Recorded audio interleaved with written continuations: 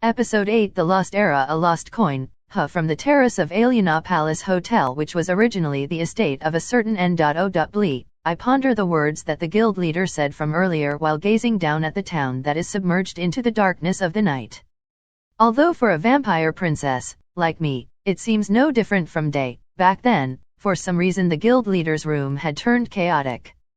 Collard wouldn't come back from his stupor. Gald had isolated himself from the outside world with the face of a parent who just learned of their daughter's infidelity, and because the two guards were persistent, my patience ran out. Therefore I unintentionally gave them the answer. I think both of them are currently going out with a guy, which made them break down and cry. To calm everybody down, I decided to use my evil eye to manipulate their memories directly. In some way or another the place returned to normal. Afterwards, with the guild leader's sanity returned, I tried to ask him about the thing that was on my mind. His reaction was somewhat strange when he saw the coin, so I asked him whether or not he knew something regarding the coin I possessed from within the game. After that he gave me the answer. The coin was a legacy of the so-called Lost Era, which had no records left at all, and the legacy itself being discovered is very rare, especially the rainbow coin, which was made from orichalk.u.m. To begin with, the orichalk.u.m production method is unknown, so the coin is hardly ever circulated out in the world.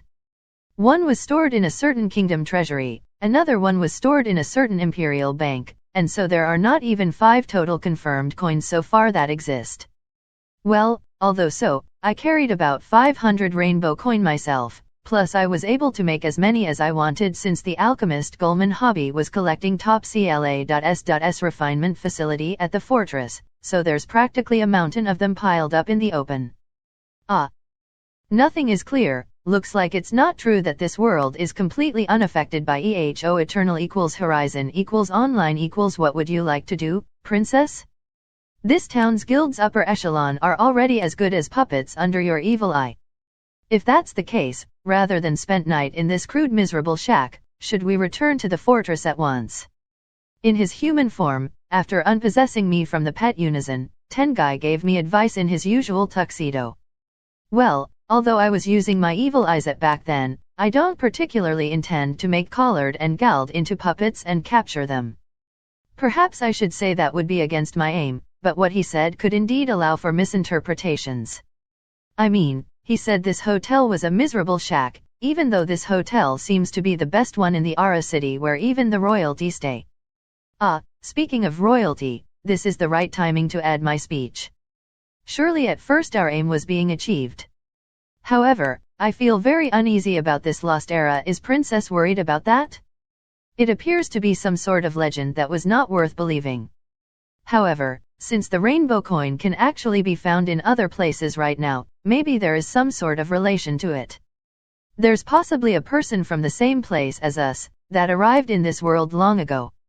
Indeed, if that was the case, it is highly likely that they will become the biggest obstacle for us. It seems there is no concept of reunions with an old friend for him. Be that as it may, regarding the description of the Lost Era, it seems the description wouldn't be just a mere fragment at various temples and royalties. It's all according to plan after all. Shall we get in touch with royalty after this? I understand, your wish is my command. By the way, about that hotel meal earlier, it appears Princess can't digest it. We already gained the guild's approval, so maybe I should go and provide your requested goods for tonight. That's true, the sauce was too heavy, and the spice was beyond overpowering compared to small quantity of grilled ingredients, therefore I couldn't eat even half of the meal that was served here. Usually, I wanted to eat even if it was tonkatsu ramen. Is that so? Then, I'll rely on you for the provision by tomorrow morning, but I want you to do it carefully to prevent going overboard. Honestly, I am a bit hesitant to drink that, but no matter what I can't stop my physical desires. So rather than directly bite somebody's neck, I came to terms with drinking it from Tengai's provisions. Of course, I will be careful. Together with those words, Tengai's figure disappeared from the spot. Well then, come to think of it, I wonder if Joey is in good spirits. During the night when a vampire princess manifests her true ability, I suddenly recall Joey's sobbing face when we parted ways. Joey carried a long-used tray with a plain dinner on top of it while sighing. Returning to his own room on the second floor, he climbed up the stairs. He remembered the events that happened this evening at the guild. Thinking his lack of knowledge about the world was giving the girl trouble, he gave a sigh again. Ah, she probably despises me. The matter was supposed to already be over, but recalling that event made him beat himself up with all his strength. While sighing for an unknown number of times, he used his foot to open the wooden door of his room since the key was not enough to unlock it, then proceeded inside the room. Yo, welcome back Joey. Hyuki is sitting on the bed instead of the chair, and even though she greeted him, Joey was still unable to comprehend reality. It was something like an illusion from the moonlight, a fairy prank, or he had gone crazy. It's still early in the morning for the promise, but I feel worried about you, so please excuse me for barging in. Hearing Hyuki's voice, Joey finally understood the reality. He put the tray with his meal on it on top of the bed beside Hyuki, since there was no desk, with great haste, then he locked the door with his shoddy key. Why you, how did you come here? Although she heard his high-pitched voice, the person in question, Hyuki, was absorbed with curiosity about Joey's dinner. Oh, the window was open so I just came in. She absent-mindedly replied to him while looking at the content of his tableware. The window? Isn't this on the second floor? In the first place, your appearances. Hyuki was wearing something like a sleeping dress, an off-black dress that extended to her ankle with an ivory nightgown on the top of it. Joey couldn't hide his embarrassment seeing her with that appearance, but Hyuki herself didn't care about it and only pointed to his dinner. Hey, what is this? Asking what is this? This is oatmeal, right? You don't know of it. Realizing asking more than this is useless, Joey answered her question together with his sighing. So this is oatmeal. This is the first time I heard the name. Can I try it? Well, that's not a problem, but don't you have a hotel booked by the guild? You didn't have your dinner there. Pretty much. I'm staying in An.O.Blee's room at the so-called Aliena Palace Hotel, but you see, the food isn't tasty, I almost couldn't eat it. While saying so, without delay Hyuki takes a mouthful of oatmeal with her spoon. Wait a minute. If you're talking about the Aliena Palace Hotel, I heard staying there just one night will cost a normal citizen his full month's salary, you know? To say something like An.O.Blee's room meal in that hotel is bad, whether Hyuki heard him or not, her delicate face stiffened, the spoon remaining in her mouth. She chewed the oatmeal inside her mouth and then preparing herself, she gulps down the food.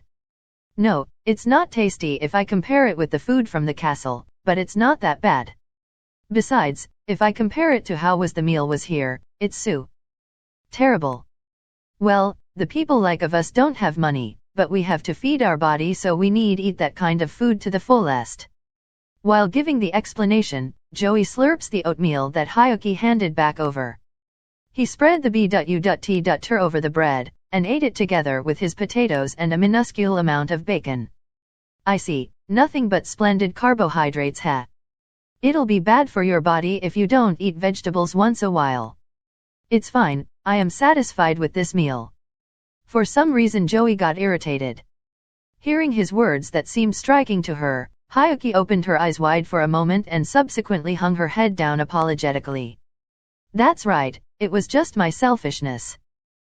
No, it's not that you're at fault or anything. Looking at Hyuki's small figure that just shrank even more, Joey interrupted his meal and quickly searched for words to comfort her. Sorry. I was venting my anger earlier, it's just that I feel there's a very, very large wall between us which made me frustrated. His words made Hyuki tilt her head in puzzlement. There is no real barrier between us. I think you would feel it if I touched you like this. Saying so, she put her chilly palm onto Joey's cheek. Instantly she separated it. Because of such an unexpected girl-like action, Joey's heart throbbed fast. Reflexively he asked her in return, then, can I touch you? Why yeah, Hyuki is embarrassed said, but still she gave him a nod. Joey then extended his arm toward her. He hesitated, feeling that anywhere he touched would break her, but he resolved his mind somehow and tried, finally grabbing the both sides of her arm. You, even though you are so slender, why are you so soft? What is your secret?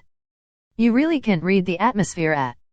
Joey was being told with an amazed tone and expression, it's because with the adventurer women or village women, everyone is very stiff even though they're women. Even though he desperately explained himself, her face just become more and more amazed. Feeling ashamed, Joey releases his hand. That sort of thing is the arm of a female that works in the field or does manual labor, you know. That might be a rare thing to you, but generally normal females have arms like mine. If you like, next time you could touch Mia-san by asking her, I am sure she will understand. Mia-san, huh? I think she'll just make fun of me.